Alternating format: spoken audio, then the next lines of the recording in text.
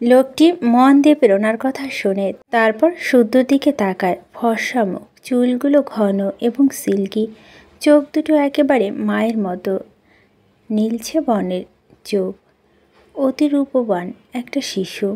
লোকটি প্রেরণাকে বলে, ওর বাবা মারা গিয়েছে কত বছর হয়েছে? প্রেরণা এমন অপ্রাসঙ্গিক প্রশ্নে একটু বিরক্ত হলেও বলে, ও যখন আমার পেটে ছিল, আমি যখন 8.5 মাসের গর্ভবতী। লোকটি প্রেরণাকে এক পলক দেখে। বয়স বড় জোর 27 কিংবা 28। যখন বিধবা হয়েছিল তখন বয়স 22 কি 23 ছিল। এত অল্প বয়সে বিধবা হয়েছে বলে কি এত কাঠিন্যতা মেয়েটির মুখে? মিসেস প্রেরণা আগ্রহী হয়ে ওঠে ডাক্তারের কথা শুনতে। ডাক্তার বলতে থাকে, সমস্যাটা তোমার ছেলে নয়, সমস্যাটার সূত্রপাত তোমার থেকেই হয়েছে। প্রেরণা অবাক হয়ে তাকায়। মেহেদী হাসান বলতে থাকে, তোমার স্বামীকে তুমি অনেক ভালোবাসতে, যার কারণে তার মৃত্যুটা তোমাকে বেশ নাড়িয়ে দিয়েছে। তাই ছেলেকে জন্মের পর থেকেই আলগে আলগে রাখতে শুরু করলে। প্রিয়জন হারানোর ভয় তোমাকে জেগে ধরেছিল, কিন্তু এতে করে তুমি শুদ্ধ আর 5টা বাচ্চাদের মতো ঠিক করনি। একসময় ওর মস্তিষ্ক এটা ঢুকে গিয়েছে যে ও আলাদা। গোটা ব্যাপারটাই তোমার ভূমিকা অপরিসীম। প্রেরণা হাতের মুঠ করে তাকিয়ে থাকে। কয়েক মুহূর্তে চুপ করে থেকে বলে, এখন কি করতে হবে? কিছুই না, তুমি শুধু ওকে ওর স্বাধীনতাটুকু ছেড়ে দাও। ওকে একজন নর্মাল বাচ্চার মতো ট্রিট করো। আলগে রাখতে চাইলে অবশ্যই রাখবে, তবে সেটা আড়াল থেকে। তার মানে বলতে চাইছেন ওর কোনো সমস্যা নেই? না, তুমি নিশ্চিন্তে বাড়িতে যাও। দেখছো কী রকম খেলছে তোমার ছেলে, সব কিছুই কীভাবে কৌতূহলী হয়ে দেখছে। ওকে দেখে বোঝা যাচ্ছে খুবই বুদ্ধিমান বাচ্চা। প্রেরণা একটা স্বস্তির নিঃশ্বাস ছাড়ে। ডাক্তার মেহেদী হাসানের দিকে তাকিয়ে বলে, আমি প্রচণ্ড ভয় পেয়ে গিয়েছিলাম জানেন। তারপরে একজন পরিচিতর কাছে থেকে আপনার অ্যাপার্টমেন্ট জোগাড় করলাম। তোমাকে এই অহেতু ভয়টাকে কাটিয়ে উঠতে হবে, আশ্বস্ত করে ডাক্তার মেহেদী হাসান বললেন প্রেরণাকে। প্রেরণা মাথা নাড়ায় তার কথায়। সকাল সকাল ছেলেকে নিয়ে বেরিয়ে পড়ছে আজ। সাইকিয়াট্রিস্টের মেহেদী হাসানের সাথে অ্যাপয়েন্টমেন্ট শেষ করে ফুরফুরে মেজাজে শুদ্ধকে নিয়ে প্রেরণা শিশু পার্কে যায়। ছেলেকে রাইডে তুলে সে ক্যামেরা বন্দি করতে থাকে তাকে। সদা হাস্যোজ্জ্বল প্রেরণাকে হাসি মাতিয়ে রাখা শওকত ওয়াসিদের গম্ভীর পুত্র শুদ্ধ ইবেন ওয়াসিদ রাইডসে চড়ে নির্লিপ্ত হয়ে বসে আছেন। তার দৃষ্টি অদূরে। প্রেরণা ছেলের দৃষ্টি অনুসরণ করে তাকাতে থমকে যায়। অদূরে পার্কে বাচ্চারা তাদের বাবার সাথে রাইডে চড়ছে। প্রেরণা ঘুরে ছেলের মুখের দিকে তাকিয়ে ছেলেকে কোলে তুলে নেয়। নরম গলায় বলে, চলো বাড়িতে ফিরি। আজ মামাকে একটা লম্বা লিস্ট দিয়ে দিব। মামা নেপাল থেকে শুদ্ধর জন্য অনেক অনেক গিফট নিয়ে আসবে। প্রেরণা অ্যাপার্টমেন্টের বাইরে আজ একজন সবজিওয়ালা এসেছে। তাজা তাজা সবজি দেখে প্রেরণা স্ত্রী ওয়াইফ নারী মন চনমনে হয়ে উঠল। অ্যাপার্টমেন্টের ভাবিদের দেখা দেখি সেও কিছু সবজি কিনল। রীতিমতো সবজিওয়ালা সাথে দরদাম করে বেছে বেছে তাজা দেখে কিনল। ভাবিরা হাসে। তাদের মধ্যে একজন বলে, যাই বলো প্রেরণা, তোমার তুলনা হয় না। বাজার সদাই করাতে একটা পুরুষকেও হার মানাও তুমি। তোমার ভাই তো রোজ দুবার তোমার প্রশংসা করে। প্রেরণা হেসে শুদ্ধ আঙ্গুল আঁকড়ে ধরে অ্যাপার্টমেন্টের দিকে এগিয়ে যায়। পুরানো স্মৃতি নড়ে চড়ে উঠল তার। প্রেরণা ডুবে গেল সেখানে।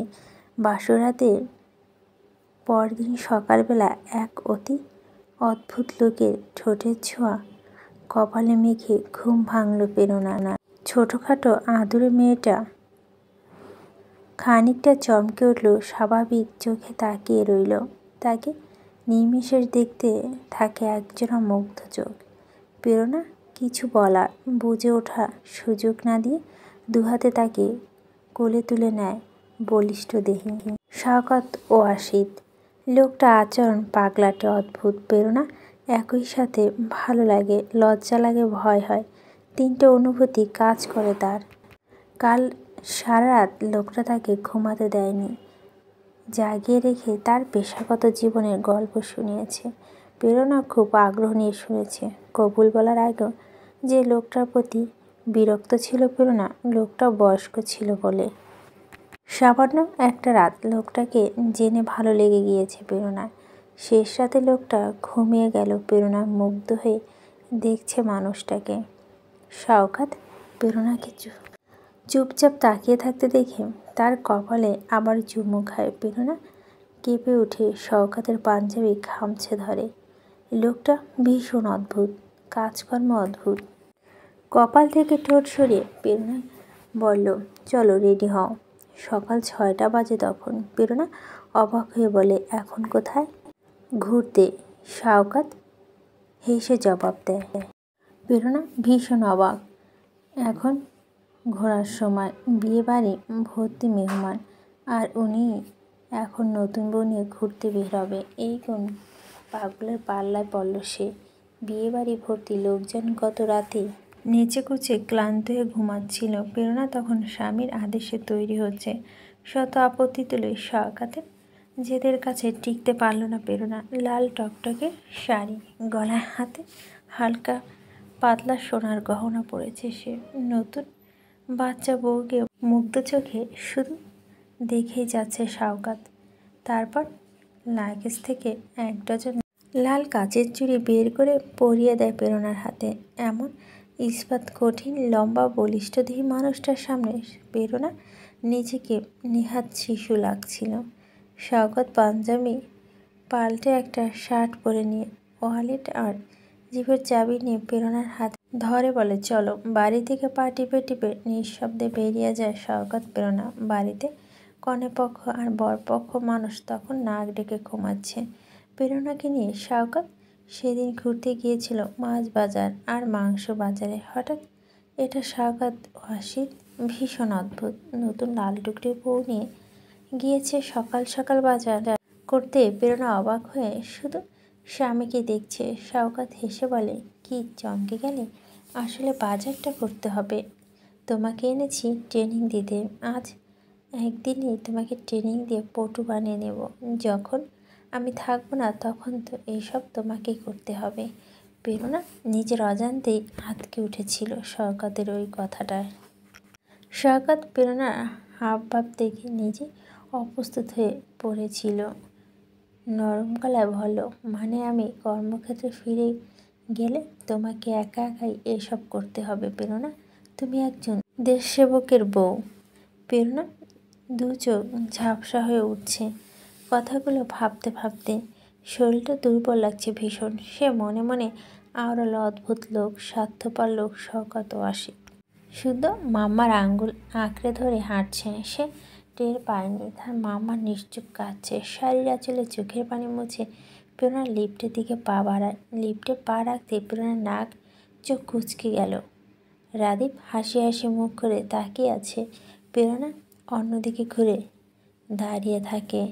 রাদীপ শুদ্ধর সাথে কথা বলছে, আদর করছে তাকে। প্রেরণা নিশ্চুপ। লিফটে 8 তলা থামাতেই প্রেরণা ছেলেকে নিয়ে হন্তদন্ত হয়ে লিফট থেকে বেরিয়ে যায়। লিফটের দরজা বন্ধ হতে রাদীপ বৈচারিক হাসি হেসে 2 চোখ বন্ধ করে বিড়বিড় করে বলে ওঠে, উফ, পাগল করে দেবে এ মহিলা। শুদ্ধ মামাকে অনেক লম্বা একটা লিস্ট ধরিয়ে দেয়। প্রীতম জোহুকুম মেরে হাঁক বলে লিস্টটা অতি সাধারণভাবে ব্যাগে ভরে বোনের সামনে গিয়ে দাঁড়ায়। বোনের হাত দুটো মুঠো করে ধরে বলে, তোমার কি লাগবে বলো? আমার একটা মাউন্ট নিয়ে আসিস নেপাল থেকে, হেসে বলে প্রেরণা। প্রীতম বলে, আর ভাইয়ের বউ লাগবে? নেপাল থেকে বউ নিয়ে আসবো। প্রেরণা হেসে বলে, ডেস্টিং যদি লিখি তাহলে নেপাল থেকে বউ আনবি? তবে অবশ্যই আনবি, যেমন আমাদের বাবা মাকে এনেছিল সুদূর রাশিয়া থেকে। প্রীতম হেসে বোনকে বলে, দেখা যাক। ইনায়া, জুনি, নীতি, ঋতু, রুষা সবাই এয়ারপোর্টে 6 বান্ধবী 6 জনকে ঘিরে ধরেছে, কিচিরমিচির করছে। আনন্দ যেন তাদের বাদ মানছে না। অবশেষে তাদের নেপাল ট্যুরে সাকসেসফুল হতে চলল। ইয়ানা যখন এয়ারপোর্টে এসে মির্জাবাড়ি থেকে ইসমাম মির্জা, ইহান, ইরফান এবং ইনশা। জুহির মা মৈত্রী ইসমামের কাছে এসে হাসি মুখে বলে, ভাইয়া তো চিন্তা করবেন না, ওটা আমার বাপের দেশ, একদম চিন্তা করবেন না। মনে করুন আমাদের মেয়ে নানু বাড়িতে বেড়াতে গিয়ে যাচ্ছে। ভাবি বুঝতে পারছেন, দয়া করে ওকে একটু চোখে চোখে রাখবেন। ইসমাম নরম গলায় অনুরোধের সুরে বলল, মৈথিলিকা, তার চিন্তা বেড়ে চলছে। সবাই যার যার টিকিট, তার পাসপোর্ট নিয়ে দাঁড়িয়ে আছে। ইনায়া বান্ধবীরা আর চোখে ইনায়া দুজনকে দাদানকে রেখে তার নিজেদের গসিপ করছে। সিকিউরিটি চেকিংয়ের আগে ইনায়া আরও একবার ছুটে আসে তার দাদানের কাছে। ইসমাম কপাট রাগ দেখে বলে, এখনই শুরু করছো অবাধ্যতা, এভাবে হুড়মুড় করে এলে কেন? ইনায়া হাঁপাতে হাঁপাতে পাপাকে জড়িয়ে ধরে বলে, থ্যাংক ইউ দিতে। ইসমাম হাসে, মেয়ের মাথায় হাত বুলিয়ে দেয়। পাশ থেকে ইরফান বলে, শোন, পাখা নিয়ে বেশি ফরফর করবি না, আর পাহাড় চড়ার কথা তো মাথাতে আনবি না, মনে রাখবি তোর ওজন। ইনায়া মেজো দাদানের দিকে রাগি চোখে তাকায়। ইনায়ার বোন মাথায় হাত বুলিয়ে বলে, যা বুড়ি, হ্যাভ আ সেফ জার্নি। ইনশা পাশ থেকে বলে উঠে, আর আমার ক্যামেরাটা যেন কিচ্ছুটি না হয়, খবরদার। ইনায়া হেসে মাথা নাড়ায়, তারপর সবাইকে টাটা দিয়ে চলে যায় ভিতরে। সবাই কিছুক্ষণ দাঁড়িয়ে থেকে গাড়ি নিয়ে এয়ারপোর্টে ছাড়ে। ইহান তাজওয়ারি BMW যখন এয়ারপোর্টে ছাড়িয়ে আসছিল, তখনই প্রীতম, সাপন আর জামিনদের ক্যাব এয়ারপোর্টের সামনে গিয়ে দাঁড়ায়। কোনো ওই যে ওপর প্রেরণা বলো ডিস্টিনি, সবাই ডিস্টিনি খেলা। এখন দেখা যাক এই গল্পে ডিস্টিনি কি কি। নেপালি সময় বেলা 3টা নাগাদ ইনায়াদের ফ্লাইট গিয়ে অবতরণ করে। কনভেয়ার বেল্ট থেকে লাগেজ সংরক্ষণ করে ভিসার জন্য লাইন লাগায় সবাই। যেহেতু অন অ্যারাইভাল ভিসা, সব শেষে সিকিউরিটি চেকিং শেষে মিসেস মেথি ইহানাদের 5 বান্ধবীকে গাইড করতে করতে হাঁটতে থাকেন। তাদের দলটাকে দেখে এমন লাগছে যেন একজন মেষপালক কিন্তু মেষশাবকদের খেতিয়ে বাড়িতে নিয়ে যাচ্ছে। জুরি বিরক্ত হয়ে তার মাম্মাকে বলেন, মামা স্টপ, ইসমাম আঙ্কেল নেই এখানে। নেই তো কি, আমি কথা দিয়েছি না তাকে। 6 বান্ধবী দীর্ঘশ্বাস ফেলে হাঁটতে থাকে। মিসেস মেথি তাদের পরিবারের সাথে কথা দেওয়ার চক্কর না, তাদের ট্যুরে 15 দিন ঘেটে গুবলেট হয়ে যায়। খুব একটা স্বাধীনতা যে পাওয়া যাবে না তা নিশ্চিতভাবে বলা যায়। কাস্টম অফিসারের কাছে কাস্টম ডিক্লারেশন ফর্ম দেখে ইমিগ্রেশন এজেন্টের কাছে 3য় দফায় জবাবদিহি করে সবাই তখন খুব ক্লান্ত হয়ে পড়েছে। রুশপি বিরক্ত হয়ে মিসেস মেথিকে বলল, আন্টি তো নকরা করছে কেন এরা? মেথি হেসে বলে, সেরকম কিছু না বেটা, ইটস নর্মাল। প্রযুক্তি উন্নত সাধনে যেমন হয়েছে অপরাধ তেমনও বেড়েছে। সিকিউরিটির জন্য সব ঝামেলা শেষ করে মিসেস মেথি দল নেত্রীর মতো 5 বান্ধবীর দিকে ঘুরে দাঁড়িয়ে গলা খাকারি দিয়ে বলে, সো গার্লস, এই ট্রিপে আমি তোমাদের আন্টি নই, ধরে নাও আমি তোমাদের বান্ধবী। নির্ঘাত আনন্দ করবে তোমরা। তবে হ্যাঁ, একটা কথা মাথায় রাখবে, বড় মুখ করে তোমাদের আম্মা পাপা থেকে তোমাদের চেয়ে এনেছি আমি। আমার মুখটা রেখো। জুনি যায় পড়ানোর বিরক্ত হয়ে বলে, মামা এনাফ, খুব টায়ার্ড আমরা, চলো শীঘ্রই। এই উদিপরিহিত মানুষগুলো তাদের পাগল ভাবছে, প্লিজ চলো নানুর বাসায় চলো। মুভি লাউঞ্জে এসে সবাই থামে।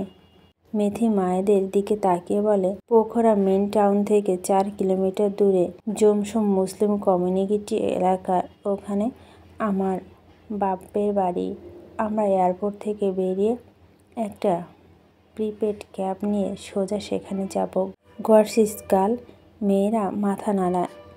মৈত্রী বলতে থাকে, okay then money exchange and SIM card নিতে হবে তো। সবাই একসাথে যাব না, প্রথমে 3 জন আমার সাথে চলো, বাকি 3 জন লাগেজ নিয়ে এই লাউঞ্জে ওয়েট করো, ওয়াটারফলস উপভোগ করো। ঠিক আছে, আমরা 10 মিনিটের মধ্যে ফিরছি। বুদ্ধদেবের বিশালাকার মূর্তির মাথার উপর ওয়াটারফলস পোখরা ইন্টারন্যাশনাল এয়ারপোর্টের অন্যতম একটি নিদর্শন। ইনায়া, রিন্তু আর জুহি লাগেজগুলো পাহারাদার হিসেবে মুভি লাউঞ্জে দাঁড়িয়ে আছে। বাকিরা মিসেস ম্যাথির সাথে এয়ারপোর্টে মানি এক্সচেঞ্জ অ্যান্ড ব্যাংকিং জোনে গিয়েছে। জামি হাঁপাতে হাঁপাতে ঝুঁকে হাঁটু ধরে আছে। কান দিয়ে গরম ধোঁয়া বের হচ্ছে যেন তার। প্রীতম দাঁড়িয়ে পড়ে, ঘুরে জামিনের দিকে তাকে ভুরু কুঁচকে বলে, প্রবলেম কি? আমি হাঁপিয়ে উঠেছি, আমার খিদে পেয়েছে। শুভ হতবাক হয়ে বলে, ফ্লাইটে রাক্ষসের মতো গিলি, এর মধ্যে খিদে পেয়ে গেল? আমার খিদে পেয়েছে, আমি আর কিচ্ছু জানি না। ব্যাস চল, ফুড লাউঞ্জে চল। না না, এয়ারপোর্টের সামনে সেই বিখ্যাত রেস্তোরাঁয় যাব। প্রীতম এদিক ওদিক তাকে বলে, ওকে চল, তারপর বাকি কাজ করা যাবে। 4 বন্ধু মিলে রওনা দেয়। জামির মুখটা অনবরত নড়ছে। সে ফ্লাইটে খাবারগুলো সম্পর্কে রেটিং দিচ্ছে বন্ধুদের। বুঝলি, ওই কেবিনে ক্রুগুলো যতটা মিষ্টি, খাবারগুলো ততটা জঘন্য ছিল। সাফওয়ান বলে, তো ঠুসঠুসকে খেলি কেন? ভদ্রতার খাতিরে, গম্ভীর হয়ে জামি জবাব দেয়। শুভ মুখ জবর করে শব্দ করে বলে, তুই আর তোর ভদ্রতা। 4 বন্ধু মিলে এয়ারপোর্টের এক্সিটের দিকে এগিয়ে যাচ্ছিল। ইনায়া 3 বান্ধবী দাঁড়িয়ে ছিল ঠিক বিপরীতে মুভি লাউঞ্জের লরিতে। ইনায়াকে সর্বপ্রথম জামি দেখতে পায়। চোখ বড় বড় করে চাপা স্বরে চেঁচিয়ে বলে, আরিফ বাস। প্রীতম, শুভ আর সারফান দাঁড়িয়ে পড়ে। জামির দৃষ্টি অনুসরণ করে থাকাতে খানিকটা অবাক হয় তারা। ইনায়ারা কেউ তাদের তখনও দেখেনি। জামি বলে, ওই ইরফানের ওই নিপ্পি বোনটা না? ও কেমনে টপকালো এখানে? প্রীতম ইনায়া থেকে দৃষ্টি সরিয়ে জামির দিকে তাকায়। ভুরু কুঞ্চিত হয় তার। বলে, নিপ্পি? আরে হ্যাঁ ভাই, পুরো নিপ্পি। লাস্ট ইয়ার ভার্সিটি প্রোগ্রামের কথা মনে আছে? ইরফান এই নমুনাটাকে নিয়ে এসেছিল প্রোগ্রামে। তখন কোনো জুনিয়র সম্ভবত ভুল করে ওর সাথে ধাক্কা খেয়েছিল। অনেক চিপাচিপি ছিল, তাই এই নিব্বি আকাশ পাতাল এক করে কাঁদতে কাঁদতে ইরফানকে বলছে, দাদান এই ছেলেটা আমাকে ধাক্কা মেলেছে। শুভ আর সারফান হো হো করে হাসছে। প্রীতম হেসে ফেলে, বলে, হোয়াট মেলেছে? এভাবে কথা বলে মেয়েটা? সারফান বলে, আরে না ভাই, জামি বাড়িয়ে বলছে, এমনিতে একটু আহ্লাদি মেয়েটা, বড়লোকের মেয়ে না, তাই হয়তো। প্রীতম মাথা ঘুরিয়ে এক পলক ইনায়াকে দেখে হাঁটতে শুরু করে। জামি বলতে থাকে, এটাকে ফ্যামিলি শুধু নেপালে আসতে দিল? আশেপাশে ইরফান মির্জা নেই তো? থাকতেই পারে। তুই যেখানে ইরফান সেখানে তোর গন্ধ শুকে শুকে চলে আসে তার কাঁটাটা। শুভ মাঝখান দিয়ে বলো, না, ট্যুরে এসেছে সম্ভবত। ওর বান্ধবীরা পাশে দাঁড়িয়ে দেখ মেকআপ নিচ্ছে ডিব্বিগুলো। জামি বলে, ও ইরফান নেই, চল তাহলে ওদের একটু জ্বালিয়ে আসি। প্রীতম চুপচাপ হাসছে। জামি, শুভ আর সারফান উচ্চস্বরে হাসতে ইনায়া আর ওর বান্ধবীদের দেখে। Pritam, don't make fun of them, সবাই পৌনমীর বয়সী। জামি মুখ বিকৃতি করে বলল, পৌনমী আর ওরা এক হলো? আমাদের পৌনমী একটা লক্ষ্মী বাচ্চা, আর ওরা 4 ভাই বোন এক একটা নমুনা। সারফান বলে। শুভ বলল, ঠিক বলছিস, মির্জাবাড়ির 4 নমুনা। প্রীতম বলে, বকবক না করে চল এখান থেকে। ইনায়া প্রচণ্ড বিরক্ত হচ্ছে, তার রীতিমতো ঘুম পাচ্ছে। মিসেস মেথি আর ওরা 3 জন এখনও আসেনি। সে আড়ে মুশফি আর জুনিকে দেখছে, সবাই মেকআপ নিচ্ছে। ইনায়া কোনো আগ্রহ পাচ্ছে না এসবে। সে খেয়াল করছে তার হঠাৎ খুব অস্থির লাগছে, মনে হচ্ছে কিছু একটা তার সাথে খারাপ হতে চলছে। ইনায়া মাঝে মাঝে এরকম হয়। তার উপর এই সুদূর নেপালে পরিবারে কেউ নেই। ইনায়া পরিবার ছাড়া কোথাও এক মুহূর্তে থাকেনি। স্বাধীনতার জন্য হাঁসফাঁস করতে থাকা ইনায়া টের পেল তার স্বৈরাচারী পরিবারকে সে ভীষণ মিস করছে। মাত্র তো এসে পৌঁছালো, এখনই তার খারাপ লাগছে ভীষণ। মিসেস মেথি ওদের তিনজনকে নিয়ে ফিরে বাকিদের নিয়ে সব গুরুত্বপূর্ণ কাজ শেষ করলো। 6 বান্ধবী মিলে তখনই আবদার করলো এয়ারপোর্টের সামনে নেপালদের হালাল রেস্তোরাঁ ওয়ান্স আপন এ টাইম খেতে যাবে। রেস্তোরাঁটি সুনাম তারা বহু শুনেছে বিখ্যাত ফুড ব্লগার থেকে। মিসেস মেথি সায় দিলেন, এমনিতে বাচ্চাগুলো ফ্লাইটে কিছু খেতে পারেনি ঠিকঠাক, নিশ্চয় খিদে পেয়েছে ভীষণ। ওরা সবাই এয়ারপোর্ট এরিয়া থেকে বেরিয়ে সে বিখ্যাত নেপালে হালাল রেস্তোরাঁয় ঢুকলো। রেস্তোরাঁটা বিশাল আকার, ইনসারা একটা 8 চেয়ারের টেবিল বুক করে ফেললো। যখন ওরা বসে গসিপ করতে শুরু করেছে, দূর থেকে ওদের দেখলো জামি। প্রীতমকে খোঁচা মেরে বলে, দেখ দেখ এখানে চলে এসেছে তো, না এমনিতেই বক বক না করে খা, ওদের ওভাবে স্টক করতে থাকলে আবার অপবাদ দিবে। তোদের ইফতেজার বলে। জামি, সারফান আর শুভ চোখ সরিয়ে নেয়। ইনায়াদের টেবিল থেকে কিচিরমিচির শব্দ আসছে। প্রীতম শুধু কফি নিয়েছে, শুভ আর সারফান কিছু নেয়নি। তবে জামি নিয়েছে প্রচুর খাবার, সে এক মনে খাচ্ছে, তার অন্যদিকে কোনো হুঁশ নেই। শুভ বলে, মাঝে মাঝে নিঃশ্বাস নে ভাই, এভাবে খেতে থাকলে দম আটকে মরে যাবি। জামি কারো কথা কান্না দিয়ে খাবার শেষ করে হাঁপাচ্ছে। প্রীতম বিরক্ত হয়ে ওঠার বোতলে জামির কাছে এগিয়ে গিয়ে বলে, তুই শুধরাবি না, নে পানি খা। জামি পানি খেয়ে একটা লম্বা শ্বাস ফেলে তারপর চেয়ারে ঘেঁষে বসে থাকে। সারফান বলে, কিরে ভ্যাবরাদা, মেরি গেলি কেন? অতিরিক্ত গিলে খারাপ লাগছে? জামি মাথা নাড়ায়, তো এমন করছিস কেন? জামি অস্ফুটে বলল, হাগা পেয়েছে। প্রীতম হতভম্ব হয়ে জামির দিকে তাকায়। এই ছেলেটার মুখে কোনো লাগাম নেই। তারপর আশেপাশে তাকায়, ভাগ্যিস বাঙালি নেই আশেপাশে। জামির দিকে রাগি চোখে তাকিয়ে প্রীতম বলে, হোয়াটস ইস দিস? কেন তোদের হাঁকা পায় না? শুভ প্রীতমকে বলে, ভাই এসকাপ স্টেপ আছে থাকলে দে তো। আমার মুখ বন্ধ কেন করবি? তোদের ওয়াশরুম পায়, আমার হাঁকা পায়, এত হে করে দেখার কি আছে? যে যা পেরেছে অর্ডার করেছে, খেতে পারবে কি পারবে না তা বালাই নেই। ইনায়া খাবার নিয়ে শুধু নাড়াচাড়া করছে, কোনো বিশেষ টেস্ট পাচ্ছে না সে। কিছু সময় বাদে সাইমা মুখে কাচুমাচু করে উচ্চস্বরে বাকি বলে উঠল, এই রে। নিধি বলল, কি হলো? Maybe I got my period, relax. পুরো রেস্তোরাঁ লোকেদের চেঁচে শোনানোর কিছু হয়নি, চল ওয়াশরুম ওদিকে। সাইমাকে কভার করে নিধি ধীরে ধীরে হেঁটে যায় ওয়াশরুমের দিকে। বাকিরা সবাই খেতে থাকে। জামি তার 3 বন্ধুকে বসিয়ে রেখে ছুটতে ছুটতে ওয়াশরুম কাছে আসছে। রেস্তোরাঁ বিখ্যাত চিকেন এবং ট্রেস সাইটের মধ্যবর্তী স্থানে পাশাপাশি জেন্টস অ্যান্ড লেডিস টয়লেট। জামি সোজা হেঁটে মেন চিহ্ন ওয়াশরুমে ঢুকতেই থমকে দাঁড়িয়ে যায়। গুনগুনে 3 সেকেন্ড ব্যবধানে বিকট চিৎকার তার কানে তালা লেগে যায়। সাইমা দুগালে হাত চেপে ধরে আতঙ্কিত চিৎকার দেয়, আহা! সাইমা আতঙ্কিত সংক্রমিত হয়ে জামিনের মাঝে। সাইমা অনুরূপ 2 হাতে গাল চেপে ধরে জামির ভীত কণ্ঠে চিৎকার দেয়, আহা করে। ভিতরের টয়লেট থেকে নিধি বেরিয়ে তৎক্ষণাৎ বেরিয়ে এসে জামিকে দেখে সেও চিৎকার দিয়ে ওঠে। 3 জন 3 কোণে দাঁড়িয়ে হাঁপাচ্ছে। জামি কিছু বলার আগে স্পষ্ট ইংরেজিতে জামিকে নিধি একটা গালি দিয়ে, মেয়েদের ওয়াশরুমে ঢুকেছেন? আমি এক্ষুনি সিকিউরিটিকে ডাকছি। ও হ্যালো, সিকিউরিটিকে তো ডাকবো আমি। পুরুষদের ওয়াশরুমে ঢুকছো তোমরা? হোয়াট? জি হ্যাঁ। বাইরে তখন জটলা লেগে গিয়েছে চিৎকারের আওয়াজে। মিসেস মেথি এবং বাকি মেয়েরা রেস্তোরাঁ ওয়াশরুমে সংলগ্নে করিডোরে ব্যাগেজ ফেলে রেখে ভিতরে ঢোকে। নিজেদের টেবিল থেকে প্রীতম, শুভ আর সারফান ছুটে আসে, ব্যাগেজ রাখে করিডোরে, ঢুকে পড়ে ওয়াশরুমে। জামি ঈগলের মতো তীক্ষ্ণ দৃষ্টি তাকিয়ে আসে সাইমার দিকে। সাইমা জোরে জোরে ডাকছে, সিকিউরিটি।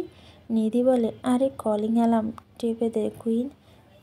ইনায়া আর মিসেস মেথি ওদের কাছে এসে দাঁড়ায়। ওরা দুজন খেকিয়ে বলে ওঠে, এই লোকটা লেডিস ওয়াশরুমে ঢুকেছে। প্রীতম ভিতরে ঢুকে ইনায়া মুখোমুখি হয়। ইনায়া চোখ বড় বড় করে প্রীতমকে দেখছে। আরে এসব কি? এই লোক এখানে কিভাবে অনেক কথা তার মনে উকিঝুঁকি দিচ্ছে হঠাৎ করে। তবে আপাতত সে মনোযোগ দেয় ঝামেলায়। জামি খেপা কণ্ঠে সাইমাকে বলে, ও আচ্ছা তাই, এটা লেডিস ওয়াশরুম। মামুনি একটু বাইরে এসে দেখো তো। তবে প্রীতম সবার মুখের দিকে তাকিয়ে এবার বলে ওঠে, হোয়াটস গোয়িং অন।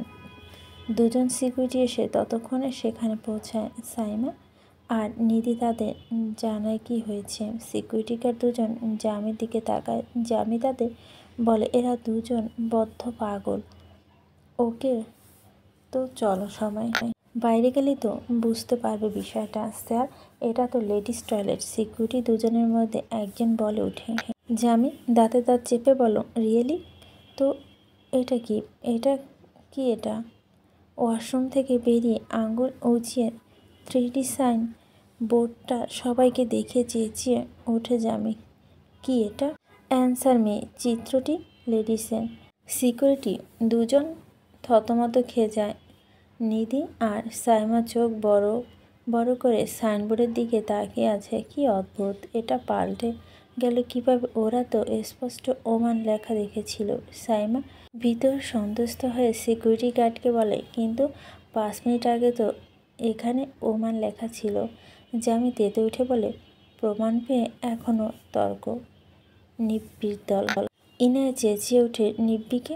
আর সম্ভবত এখানে একটা ভুল বোঝাবুঝি হয়েছে, আগে ক্লিয়ার হয়নি। সিকিউরিটি গার্ড দুপক্ষের ঝগড়াঝাটির মধ্যে বলে ওঠে, স্টপ। আসলে আপনাদের কারো দোষ নেই। আসলে কোনো দুষ্ট লোক সম্ভবত সাইনবোর্ড দুটো আদল বাদল করে দিয়ে গিয়েছে। এমন আরও একবার হয়েছিল। প্রীতম রাগী গলায় বলে, এত নিরাপত্তার পরও এমন দুষ্ট লোক কীভাবে এসব করে? এই আপনাদের সিকিউরিটি ওয়াশরুমের সাইনবোর্ড রাতারাতি অদল বদল হয়ে যায় 5 মিনিটের ব্যবধানে। একজন সিকিউরিটি অফিসে আমতামতা করে বলে, স্যার, ক্যামেরা ফুটেজ দেখে আসলে কালপিটকে ধরতে পারবো। So what? অঘটন তো একটা ঘটেই গিয়েছে। নাও গো, নিরাপত্তা বাড়ান, নয়তো কমপ্লেন ডেস্কে চিঠি যাবে আপনাদের নামে। যথারীতি ধমক দিয়ে প্রীতম সিকিউরিটি গার্ডের মাথা নাড়িয়ে সাইনবোর্ড ঠিক চলে যায়। ইনায়া মিসেস মেথি আর তার বান্ধবীরা প্রীতমের দিকে তাকিয়ে আছে। প্রীতম ঘুরে সাইমা আর নিধির দিকে ফিরে গম্ভীর কণ্ঠে বলে, sorry, it once on accident. Jami প্রীতমের ওপর চেঁচিয়ে ওঠে, এই তুই ওদের সরি বলছিস কিরে? সরি সস্তা। ভুল কে করেছে? আমি করেছি? ইনায়া জামিকে বলে, এটা ঝগড়ুটের লোক তো আপনি। প্রণাম তো হয়ে গেল, এটা লেডিস টয়লেট। পরোক্ষভাবে হলো দোষ আপনার। ভিতরে ঢুকেও বুঝতে পারলেন না কোনটা লেডিস টয়লেট আর কোনটা না। জামি পাল্টা মুখ বিকৃতি করে বলে, এত কিছু খেয়াল করার সময় দিয়েছে তোমার ওই ফ্রেন্ড দুটো? দেখেই শেয়ালের মতো হুক্কা হুক্কা শুরু করে দিয়েছে। নিধি খেপে গিয়ে বলে, আমি শেয়াল? এই আপনি কি মোটা পান্ডা কোথাকার? জামি নিজের শরীরের দিকে তাকিয়ে খেপে যায়। তাকে কেউ মোটা বললে তার মাথা ঠিক থাকে না। মেয়েরা বললে তো একদমই না। সে তৈরি হচ্ছিল মেয়েগুলো কুৎসিত কিছু গালি দিতে, ইংরেজি বাংলা সংমিশ্রণে কিছু অদ্ভুত সুন্দর গালি। প্রীতম তার বন্ধুকে খুব ভালোভাবে চেনে। একটা অঘটন এখানে ঘটাতে চলেছে নির্ঘাত। তার আগে প্রীতম জামির মুখ চেপে ধরে, কিন্তু শেষ রক্ষা হয় না। শুভ, সাফওয়ান আর প্রীতমের কেউ জামিকে থামাতে পারেনি। জামি বলে ওঠে, আমি মোটা পান্ডা? 3 স্তর মেকআপা লাগানো সাতচন্নির দল, তোমরা এক একটা। আবার মুখ চেপে ধরল প্রীতম। জামিকে আর কিছু বলতে দিল না। মিসেস মেথি পড়েছে বিপদে। শুরুতে এমন একটা বিশ্রী ঝামেলা পড়তে হলো। সে সবাইকে শান্ত করার চেষ্টা করেছে। ব্যর্থ হয়ে সে চেঁচিয়ে বলে, মেয়েদের দল, গার্লস, স্টপ, চলো এখান থেকে। ইনায়া এক পলক প্রীতমের দিকে তাকিয়ে জামিরকে বলে, আজ বুঝতে পেরেছি মেজো দাদা কেন আপনারা সহ্য করতে পারে না। আপনারা সহ্য করার মতো লোকই নন। এই কথাটা প্রীতমের খুব লাগলো। কথাগুলো কর্ণগোচর হতে ভুরু কুঞ্চিত হয় তার। ইহানার দিকে রাগী চোখে তাকিয়ে বলে, কি বললে? যা বলেছি শুনতে পাননি? প্রীতম রাগটাকে হজম করে শান্ত হয়ে বলে, আচ্ছা তোমার মেজো দাদান খুব ভালো বুঝি? আলবাত, অ্যাটলিস্ট সে মেয়েদের সাথে পায়ে পা লাগিয়ে ঝগড়া করে না। শুভ বলে, আর তোমরা যাচ্ছে তাই বলে যাবে, আমরা শুনবো? ওরে আবদার রে খুকুমনির দল। জামি বলে, আরে নিব্বির দলকে আর কি বোঝাবি? ইনায়া খেপে গিয়ে জামির দিকে দুপা এগিয়ে গিয়ে বলে, আপনি? প্রীতম জামিকে সরিয়ে ইয়ানার দিকে শান্ত চোখে তাকিয়ে ইয়ানা দমে যায়। তারপর বলে, কোনো কুক্ষণে এখানে এসেছিলাম, কি দুর্ভাগ্য আমাদের। জামি দাঁতে দাঁত চেপে বলল, হ্যাঁ হ্যাঁ, আমাদের যে খুব সৌভাগ্য তোমাদের সাথে দেখা হলো বলে। খুশির চোটে আমাদের মরে যেতে ইচ্ছে করছে, অসহ্য। ইয়ানা বলে, হ্যাঁ হ্যাঁ, আমাদের যেন খুব সহ্য। জামি পাল্টা জবাব দেয়। প্রীতম গম্ভীর কণ্ঠে বন্ধুদের বলে, এনাফ, চল এখান থেকে, অনেক হয়েছে। হ্যাঁ সেটাই, চল। জামিকে টানতে টানতে প্রীতম, সাফওয়ান এবং শুভ গিয়ে ব্যাগেজের কাছে দাঁড়ায়। সবাই ব্যাগেজ করিডোরের পরে আছে, যেখানে ইনায়াদের ব্যাগেজ রাখা ছিল। মিসেস মেথি মেয়েদের তাড়া দিচ্ছে। ওরা 6 বান্ধবী দ্রুত এসে প্রীতমদের দিকে আর চোখে তাকে মুখ বিকৃতি করে যার যার লাগেজ তুলে নেয়। ইনায়া এসে দেখল সে সেখানে তার ট্রলি ব্যাগ রেখেছিল। ব্যাগটা ঠিক তার অপোজিটে পড়ে আছে। তার খুব রাগ হলো। ব্যাগগুলো সব এলোমেলো হয়ে আছে। প্রীতমরা 4 বন্ধু নিজেদের লাগেজ তুলে সোজা হেঁটে সেখানে থেকে চলে যায়। বাইরে প্রিপেড ক্যাবগুলো দাঁড়িয়ে। মিসেস মেথি মেয়েদের একপাশে দাঁড় করিয়ে রেখে একটা ক্যাব নিয়ে নেয়। রিন্তু আর রুশপি সবার সামনের সারিতে বসে, জুনি আর ইহানা মাঝখানের সারিতে, আর সাইমা আর নিধি সব থেকে পিছনের সারিতে বসে।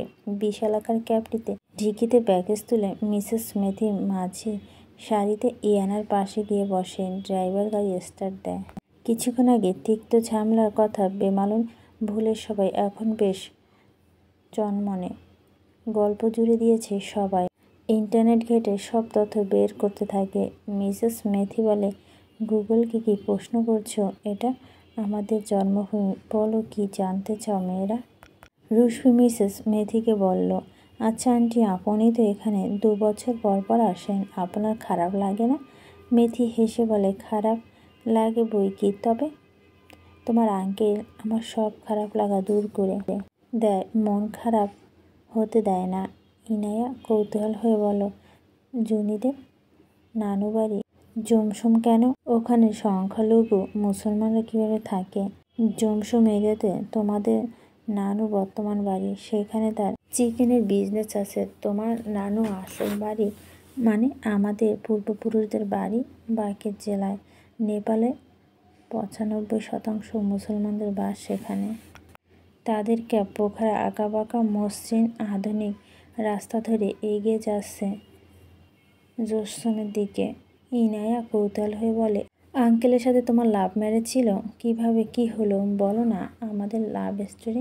হ্যাঁ, আমাদের লাভ স্টোরি ইউনিক, ইন্টারেস্টিং। কোনো লাভ স্টোরি ছিল না। ওই তো তোমাদের আঙ্কেল ট্যুরে এসেছিলেন, বন্ধুদের নিয়ে ঘুরতে গিয়েছিলেন আমাদের এলাকায়।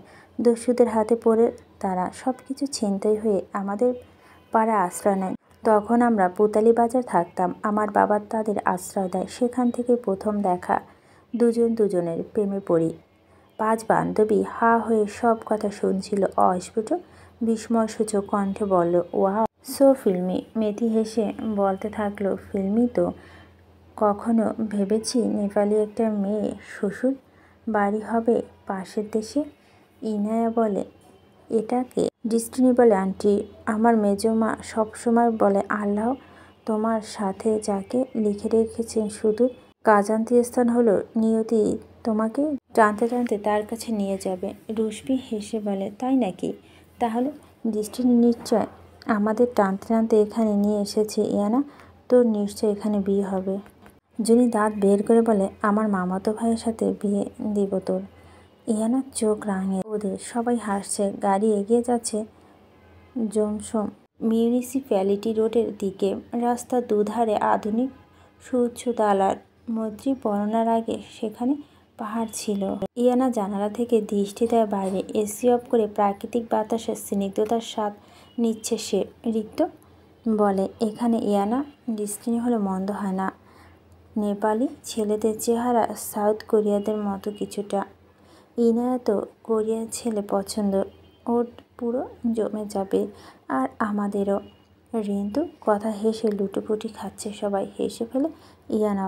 গাড়ি তাদের জমসনা বুদ্ধ মন্দিরে অতিক্রম করেছে। ইয়ানা ওদের সবার দিকে তাকিয়ে বলে, আজ বিকেলে প্ল্যান কি? প্ল্যান না বাচ্চারা, আজ শুধু রেস্ট। যা করার কাল থেকে করো। আদেশের সুর মধুর কণ্ঠে। জুনি বিরক্ত প্রকাশ করে মায়ের কথায়, মা শুরু হয়ে গেল তো? তুমি কিন্তু বলেছিলে এখানে এসে আমাদের স্বাধীনতা হস্তক্ষেপ করবে না। মধি হার স্বীকার করে নেয়। বলে, আচ্ছা যা ইচ্ছে করো, আগে তো বাড়িতে পৌঁছেনি। হোটেল হিমালয়ান পোখারা সিটি সুপরিচিত পর্যটক হোটেলগুলো একটি ক্যাফে থেকে নেমে সবাই ব্যাগেজ নিয়ে রিসেপশনে যায়। দুটো রুম আগে বুকিং করে রেখেছিল তারা অনলাইনে। একটা রুম শুভ এবং সারফান থাকতো, আরেকটা রুমে জিমি এবং প্রীতম। কিকার দিয়ে দরজা আনলক করে ভিতরে ঢুকে ব্যাগেজ রেখেছে প্রীতম। বিশালাকার আধুনিক রুমে বিশাল বেডটাতে গা এলিয়ে দেয়। জামি জানালার পর্দা সরিয়ে মুখ দিয়ে বিস্ময়সূচক বাক্য আওড়ায়, ওয়াও রে প্রীতম, মাউন্ট ভিউ বেছে বেছে জবরদস্তি রুমটা নিয়েছিস। আচ্ছা ওই মাউন্টটার নাম কি? প্রীতম উঠে বসে, চোখ থেকে চশমা খুলে মুছতে মুছতে বলে, গুগল কর। তুই থাকতে গুগল কেন রে? আরে সব জানতা মনে করিস? ইউনিভার্সিটি ব্রাইট বয় তুই। সরি, রিপাবলিক অফ নেপাল বলে কোনো চ্যাপ্টার ছিল না। প্রীতম উঠে দাঁড়ায়। লম্বা জার্নিতে মাথা ধরেছে বেশ। একটা ওষুধ খেয়ে নিতে হবে এক্ষুনি। হ্যান্ডব্যাগ কোথাও? মেডিসিন খুঁজে না পেয়ে সে প্রেরণাকে মেসেজ পাঠায়, আপু মেডিসিন। ওপাশ থেকে প্রীতম উত্তর দেয়, লাগেজে খুললেই পেয়ে যাবি। প্রীতম ফোন রেখে হ্যান্ডব্যাগ থেকে লাগেজের রিমোট কন্ট্রোল বের করে পাসওয়ার্ড দিতে গিয়ে দেখে পাসওয়ার্ড কাজ করছে না। কিছুটা বিরক্ত হয়ে পুনরায় চেষ্টা করে সে। বিকল্প হয়ে এবার একাধিকবার ভুলভাল পাসওয়ার্ড দেওয়াতে 5 মিনিট জন্য অফ হয়ে যায় রিমোট কন্ট্রোলটা। জামি এগিয়ে আসে। কিরে, এটাকে নিয়ে দাপাদাপি কি করছিস? পাসওয়ার্ড কাজ করছে না? ভুলে গিয়েছিস? একদম না, পাসওয়ার্ড আমার আপু পূর্ণিমার বার্থডে ডেট পর্যায়ক্রমে। তবে বুঝতে পারছি না। আরও কিছুক্ষণ চেষ্টা করে প্রীতম হাল ছেড়ে বলে, হ্যাক করতে হবে, তারপর খুলে যাবে। তবে লকটা পার্মানেন্টলি নষ্ট হয়ে যাবে, তাছাড়া কোনো ওয়ে নেই। আচ্ছা তাই কর। জামি নিজের ব্যাগ খুলতে খুলতে জবাব দেয়। 5 মিনিট মাথায় ব্যাগটা লকটা খুলে ফেলে প্রীতম। নিজের হ্যাকিং ক্ষমতার ওপর অতি প্রসন্ন সে। মাথা ব্যথা ওষুধের কথা মনে পড়তেই তাড়াহুড়া করে ব্যাগটার উপরে পাট তুলতেই সে হতকম্ব হয়ে যায়। মুহূর্ত কেটে যায়। প্রীতম জামির দিকে তাকায়। জামির হেডফোন লাগিয়েছে, জানালার কাছে দাঁড়িয়ে মাউন্ট দেখতে দেখতে গানের তালে তালে দুলছে। প্রীতম একটা ঢোক গিলে পুনরায় ব্যাগের দিকে তাকায়। এটা অন্য কারো ব্যাগ। কোনো মেয়ে উপরে মেয়েদের কিছু ইনার সেট রাখা, লাল বেগুনি গোলাপি রঙের ব্রা। প্রীতম একটা ঢোক গিলে ধপ করে লাগেজ বন্ধ করে ফেলে। মুখ থেকে অস্ফুট বের হয়, what the hell are this?